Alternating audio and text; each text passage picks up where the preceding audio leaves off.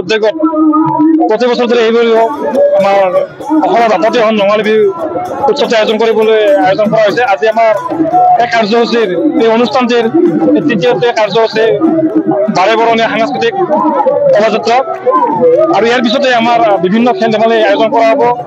আৰু আমি সকলোকে আপোনালোকৰ জৰিয়তে জনাওঁ যে অহা ৩ বহাগ আৰু ৪ বহাগত আমাৰ বিভিন্ন প্ৰতিযোগিতা সাংস্কৃতিক অনুষ্ঠান আছে। ধৰি লওক আধুনিক নৃত্য প্ৰতিযোগিতা, সদৌ অসমীয়া বিহু নৃত্য প্ৰতিযোগিতা, সদৌতি কাৰ্যসূচীত আমি সদৌ অসমবাসী ৰাইজৰ উপস্থিতি কামনা কৰিছোঁ।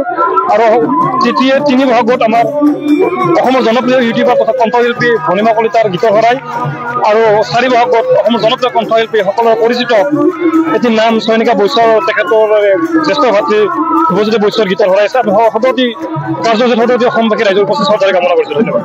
আছিলে আৰু তাৰে আজি আমি সাংস্কৃতিক শোভাযাত্ৰা আমি কালিয়াপাৰাৰ পৰা আৰম্ভ কৰি আমি চেঙা সভা মহোৎসৱ ফিল্ডলৈ আহিছোঁ। ইয়াত আমি আপোনালোকে দেখিছে বাৰে বৰণীয়া সাংস্কৃতিক সমাজত বিভিন্ন ধৰণৰ মানুহ আহি ইয়াত উপস্থিত হৈছেহি। গতিকে আমাৰ এই অনুষ্ঠানটি প্ৰতি বছৰে বহাগৰ ১ তাৰিখে পালন কৰা হয়। বহুত মানুহে স্ব-ইচ্ছাৰে ইয়াত অংশগ্ৰহণ কৰে। গতিকে এই উৎসৱটো উত্তৰোত্তৰ আপোনালোকৰ সহযোগিতা আমি কামনা কৰিছোঁ। গতিকে এইখিনিয়ে।